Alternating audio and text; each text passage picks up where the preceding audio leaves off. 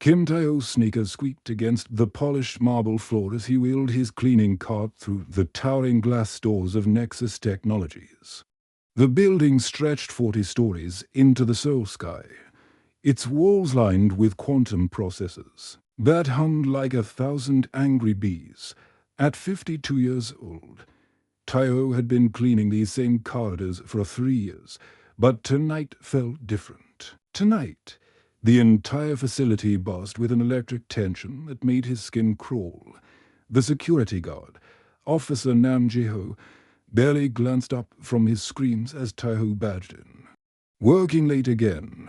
Old man, someone's got to keep this place clean while the geniuses save the world," Taiho replied with a tired smile, adjusting the worn blue uniform that had seen better days. The fabric was thin from countless washes, and the company logo had faded to a pale ghost of its former self. As he pushed his cart deeper into the facility, Taiho could hear the frantic chatter of voices echoing from the main laboratory.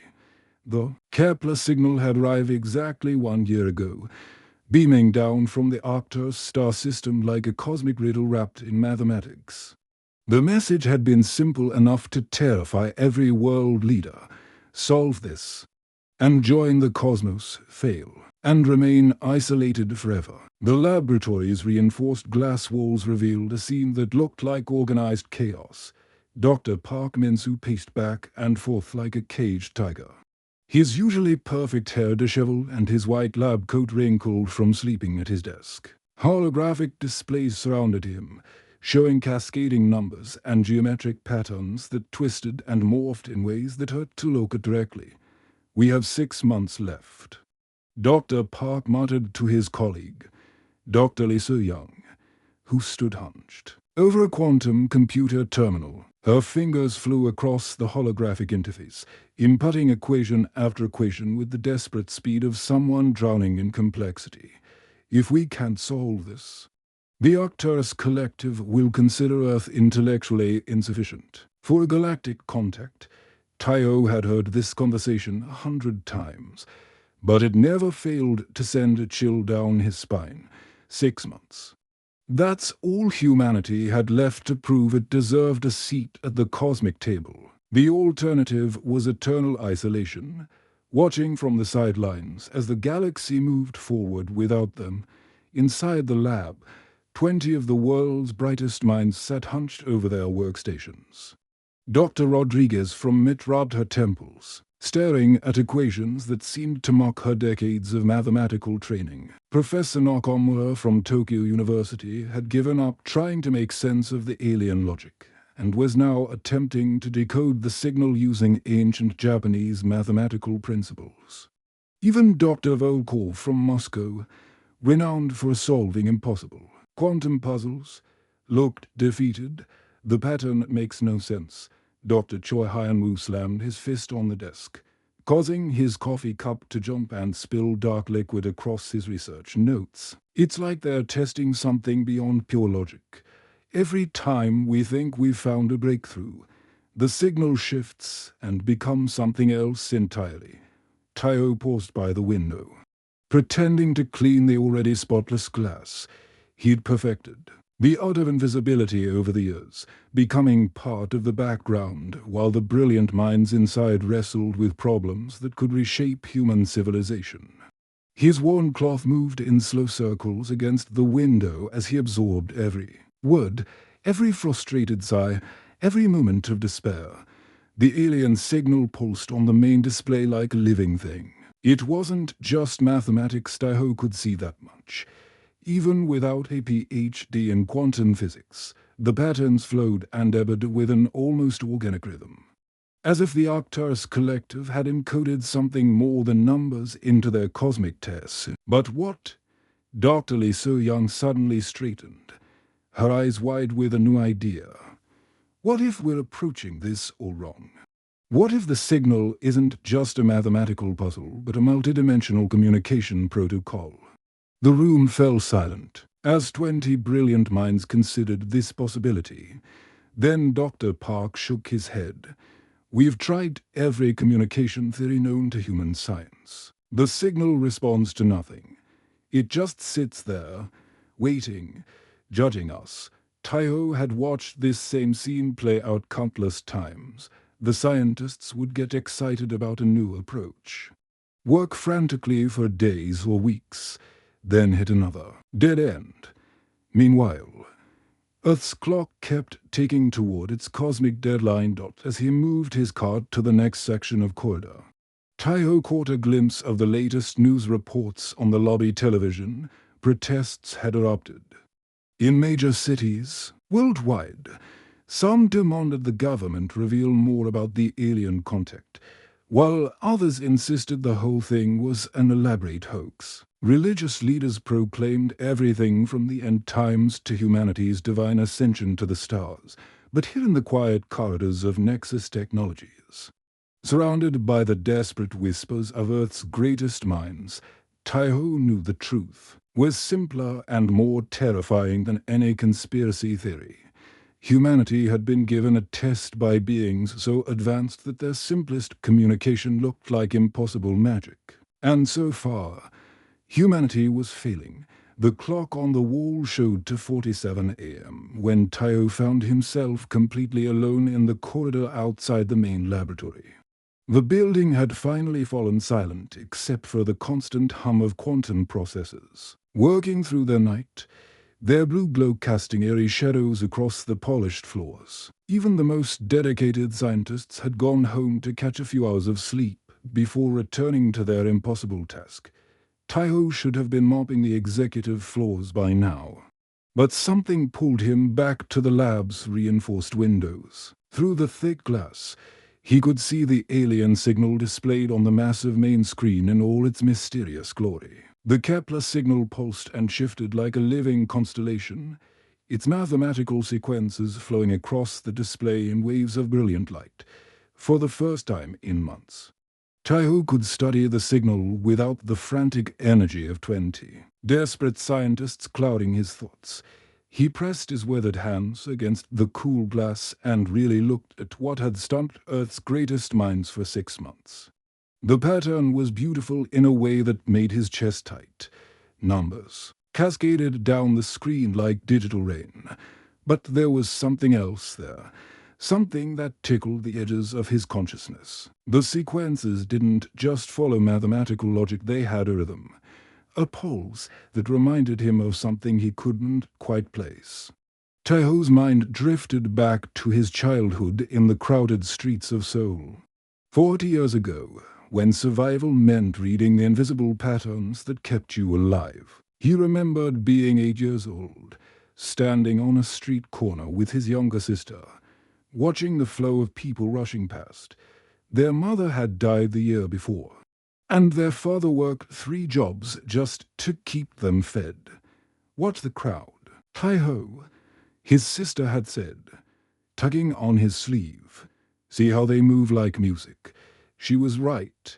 The pedestrians didn't just walk randomly, they moved in waves, in rhythms that changed with the time of day, the weather, even the mood of the city. Learning to read those patterns had helped them navigate the dangerous streets, knowing when to run, when to hide, when it was safe to ask for a spare change. Traffic had its own music too. The honking horns, the rumble of buses, the screech of brakes. To most people it was just noise, but to a hungry kid trying to survive, it was a symphony that told stories. The angry staccato of rush hour traffic meant office workers with no time for street children. The lazy rhythm of weekend mornings meant families who might spare a coin or a kind word. Even the sounds of the city's underground had patterns. The drip of water in abandoned tunnels, the scratch of rats in the walls, the distant rumble of subway trains, all of it had taught him to find meaning in chaos, to hear the music that others missed. Now, staring at the alien signal, that same instinct stirred in his chest. The mathematical sequences weren't just random numbers, they were beats, rhythms, emotional expressions translated into the language of mathematics. The aliens weren't testing humanity's ability to solve complex equations, they were testing Something much more fundamental. Taiho's eyes widened as understanding crashed over him like a wave. The Octors Collective wasn't looking for computational power or advanced mathematics. They were looking for something uniquely human, the ability to recognize the music within the math, to find the heartbeat hidden in the data. His hands trembled as he pulled out his battered smartphone, its cracked screen reflecting the alien signal's glow. Without thinking, he began tapping a rhythm against the metal frame of his cleaning cart. The sound echoed through the empty corridor. Tap, tap, tap, tap, tap, tap, tap. Following the pulse he could see in the alien pattern, the rhythm felt right in a way that made his skin tingle. It was like finding the perfect beat to a song he'd been humming his whole life without knowing. The words, the pattern matched the signal's frequency perfectly. Note for note, beat for beat. On the screen, something incredible happened. The alien signal suddenly brightened, its mathematical sequences reorganizing themselves into new patterns. For 60 seconds, the display showed cascading numbers that looked almost like musical notation, as if the signal was responding to his simple rhythm. Then it returned to its original form. Waiting patiently for humanity to understand what Taiho had just discovered, he stepped back from the window, his heart pounding. In 60 seconds of pure instinct, he had understood what 20 of the world's brightest specialists had missed for 6 months. The aliens weren't testing intelligence, they were testing humanity's ability to recognize that mathematics and music were the same language, spoken in different dialects.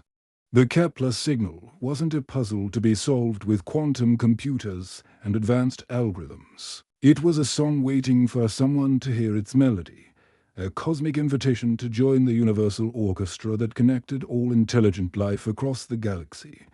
Taiho looked at his cleaning cart, at his worn uniform, at his reflection in the dark window. Tomorrow, he would have to find the courage to tell the world's greatest minds that they had been looking for the wrong answer to the right question. The universe was waiting for humanity to sing back. The next morning, Taiho's hands shook as he approached Dr. Lee So-young in the facility's cafeteria. She sat alone at a corner table, staring blankly at her untouched breakfast while holographic data sheets flickered above her tablet. Dark circles under her eyes told the story of another sleepless night wrestling with impossible equations. Excuse me, Dr. Lee, Taiho said softly, his voice barely audible over the morning chatter of tired scientists. I think I know what the signal means. Dr. Lee looked up with the weary expression of someone who had heard 1,000 crackpot theories from well-meaning janitors, security guards, and random internet conspiracy theorists. I'm sorry, but we're extremely busy right now. The deadline is approaching, and we still have no viable solutions. Please, just listen for 1 minute, Taiho insisted, pulling out his phone. It's not mathematics, it's music. The aliens are asking us to respond with creativity, not calculation. Dr. Lee's tired eyes showed a flicker of irritation. Mr. Kim, I appreciate your interest, but we've analyzed every possible interpretation of the signal. It's pure mathematical complexity beyond anything we've encountered. Music has nothing to do with advanced alien communication. But Taiho had spent 3 years listening to these brilliant minds hit dead end after dead end. He knew they were trapped in their own expertise, unable to see the forest for the trees. With trembling fingers, he activated his phone's recording. From the previous night, the sound that emerged was simple yet profound. The rhythmic tapping against his cleaning cart, recorded in the empty corridor, filled the cafeteria with a pattern that seemed to dance through the air. Tap, tap, tap, tap, tap, tap, tap. The rhythm was hypnotic, almost primal, like a heartbeat, or the sound of rain on a rooftop. Dr. Lee's fork stopped halfway to her mouth as the pattern registered in her scientifically trained mind. Her eyes widened as she recognized something impossible. The rhythm matched the alien signal's frequency perfectly. "Play that again," she whispered, her breakfast forgotten. Tai-Ho repeated the recording, this time holding his phone closer to her ear. The simple beats, created from nothing more than the everyday sounds of his cleaning routine, carried a melody that spoke to something deeper than mathematics. Dr. Lee's tablet clattered to the floor as she jumped up, her chair scraping against the polished tiles. "We need to get to the lab immediately. If you're right about this," she paused, her voice filled with a mixture of hope and disbelief. "If you're right.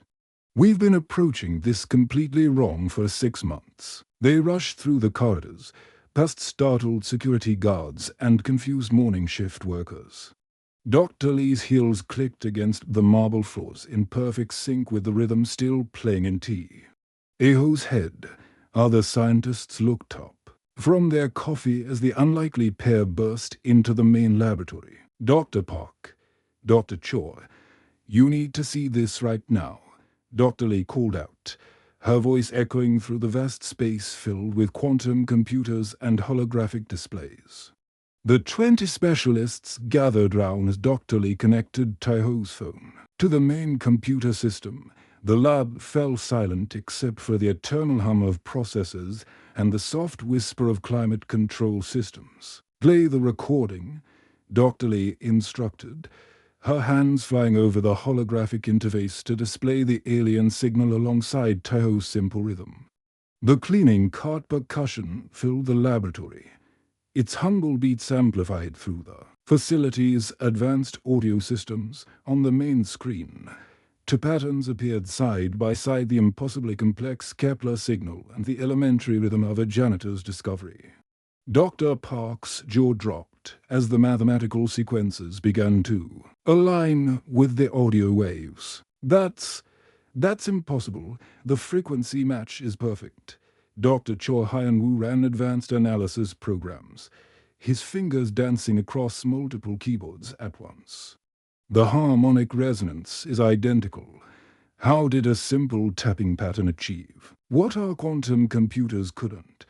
But it was Dr. Lee who made the connection that changed everything. "Input the rhythm directly into the communication ray. Let's see if the signal responds."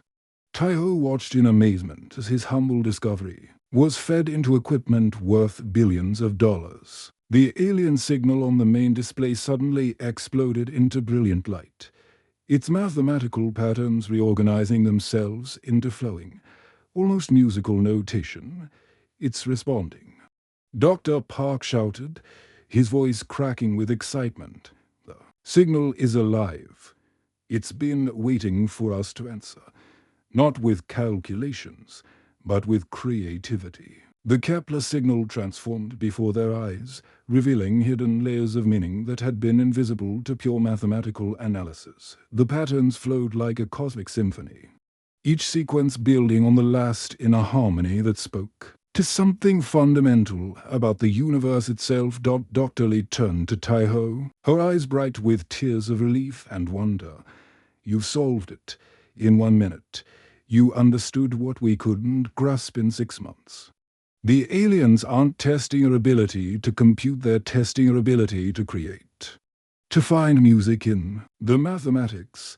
Tai-Ho looked round at the 20 brilliant minds who had suddenly become his students instead of his superiors. "I just listened to what the universe was trying to tell us. Sometimes the most complex problems have the simplest solutions." The Kepler signal pulsed with renewed energy, waiting for humanity's full response. The elevator climbed 40 floors in complete silence, carrying news that would either make or destroy careers.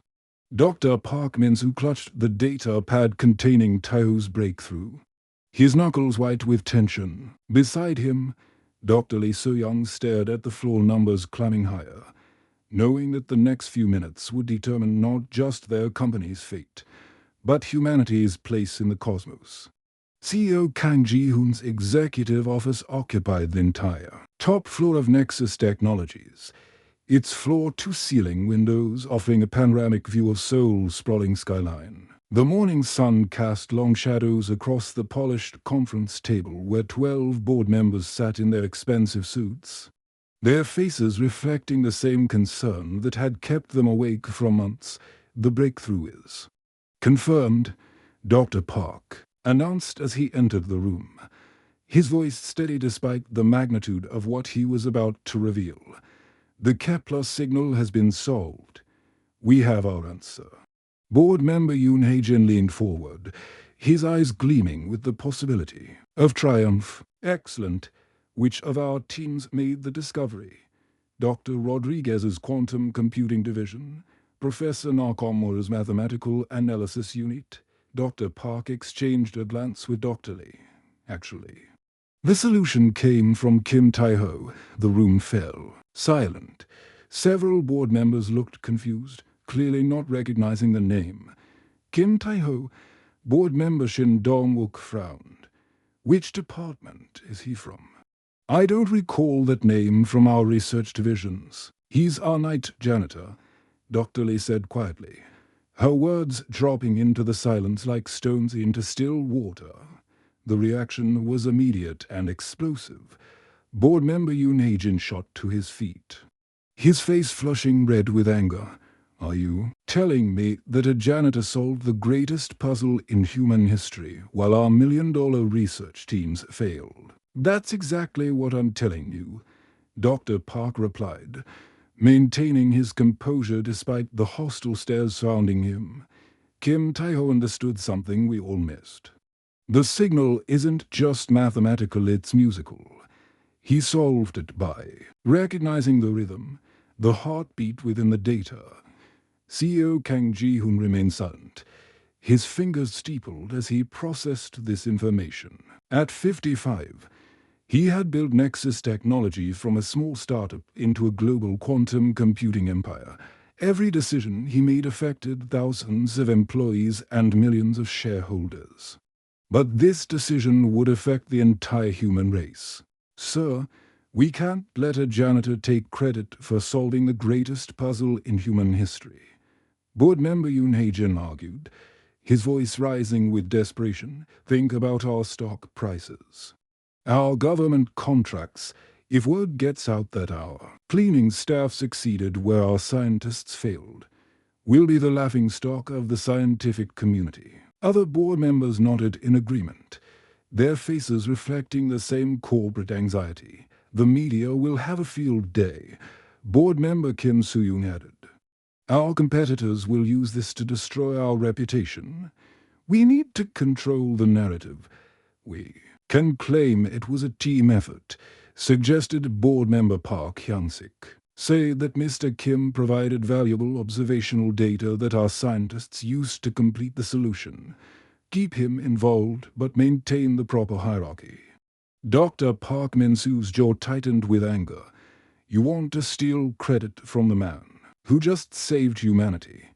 Kim Tae-ho solved this because he saw what we couldn't. The aliens aren't just testing intelligence, they're testing character. If we steal his discovery, we prove we're not ready for galactic contact. The room erupted in heated arguments. Board members shouted over each other, their concerns about profits and reputation drowning out any consideration of what was right. Through it all, CEO Kang Ji-hoon remained silent, his gaze fixed on the window overlooking the city dot in the distance. He could see the massive antennae that had been constructed specifically for this moment. The enormous dish pointed toward the stars, ready to send humanity's response to the Arcturus Collective. News crews were already gathering round the facility, their cameras and satellite trucks creating a small city of media attention. But Kang Ji-hoon's mind wasn't on the cameras or the stock prices. He was thinking about a conversation he'd had with his grandfather 40 years ago, when he was just a boy dreaming of building spaceships. Ji-hoon, his grandfather had said, the measure of a man isn't what he accomplishes, but how he treats those who helped him accomplish it. The universe has a way of testing our character when we least expect it.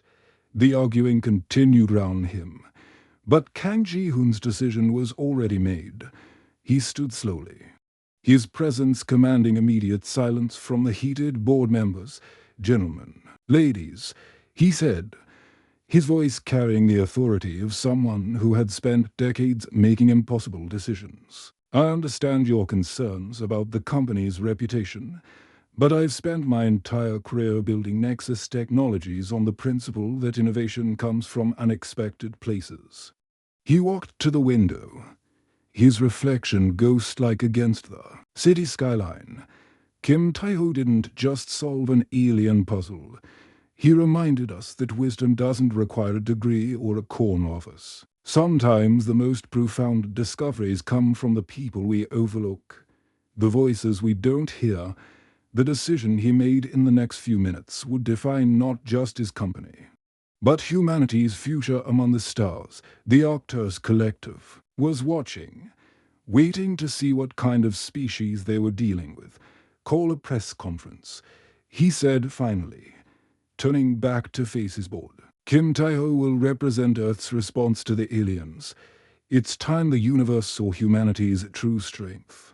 The world held its breath as Kim Tae-ho stepped out of the black sedan onto the tarmac of the Nexus Technologies communication facility. Camera flashes exploded like lightning, and reporters shouted questions in dozens of languages. Just 48 hours ago, he had been invisible, pushing his cleaning cart through empty corridors. Now, every on Earth was watching him walk toward humanity's destiny. His worn cleaning uniform had been replaced by a simple but dignified navy blue suit. Chosen not for its cost but for its comfort, CEO Kang Ji-hoon had insisted on something that would let Tae-ho be himself, not transform him into someone else.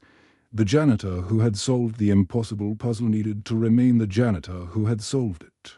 The quantum communication ray towered above them like a metallic mountain. Its massive dish pointed toward the constellation of Arcturus. The structure hummed with enough power to send a message across 47 light-years of space in real time, using quantum entanglement technology that most people couldn't even pronounce, let alone understand. Dr. Park Min-soo and Dr. Lee So-young flanked Tae-ho as he approached the control platform, their faces showing a mixture of excitement and terror.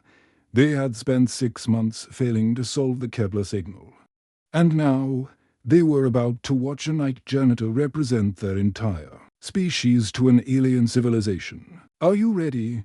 Dr. Park asked, his voice barely audible over the crowd of international observers, government officials, and media personnel who had gathered for this historic moment. Tae-ho nodded, his calloused hands surprisingly steady as he placed them on the quantum interface. The device felt warm to the touch, almost alive, as if it were eager to bridge the gap between worlds. Above them, massive screens displayed the alien signal for everyone to see. The mathematical patterns that had stumped Earth's greatest minds now pulsing with patient rhythm. "Ladies and gentlemen," Tae-ho's voice carried across the facility with a powerful sound system, reaching billions of viewers watching the live broadcast worldwide. "I'm not a scientist. I don't have degrees or fancy titles. I'm just someone who learned to listen to the music in everyday life." His words were simple, but they carried the weight of truth that resonated across every language and culture. In living rooms and schools, in offices and hospitals, people leaned forward to hear what this ordinary man had to say about extraordinary content. Tae-ho closed his eyes and began to input his rhythmic response into the quantum interface. The pattern was the same one he had discovered in the empty corridor. Tap, tap, tap, tap, tap, tap, tap. But now it was amplified through technology that could bend space and time. The reaction was immediate and breathtaking. The Kepler signal exploded into a symphony of light and sound that filled every screen on Earth. The mathematical sequences transformed into flowing patterns of color that danced like roar across the sky. It was as if the universe itself was singing, and humanity had finally learned to sing back. The alien response came faster than anyone had expected. The massive screens flickered, then displayed a new message that made every person on Earth gasp in wonder. It wasn't mathematics or complex symbols, it was simple, elegant text that appeared in every language simultaneously. Welcome, Earth. The message read in Korean, English, Spanish, Arabic, and hundreds of other languages. We're the Arcturus Collective. We have watched your species for centuries, waiting for this moment. Your greatest strength is not your technology, but your ability to find wisdom in unexpected places. The crowd erupted in cheers, but Taiho remained focused on the interface as more messages flowed across the screens. Images appeared not of the grey aliens from science fiction movies, but of beings that looked like living light, their forms shifting between solid matter and pure energy. They showed glimpses of their world, a planet where cities floated in crystalline clouds and music literally shaped reality. Kim Tai-ho.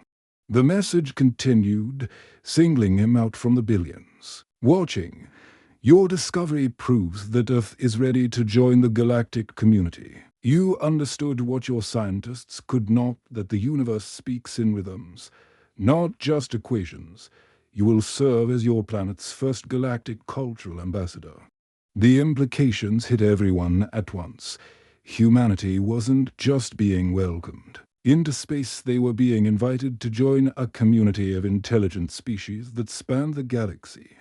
And their representative wasn't a president or a scientist or a military leader. It was a janitor from Seoul who had learned to hear music in mathematics.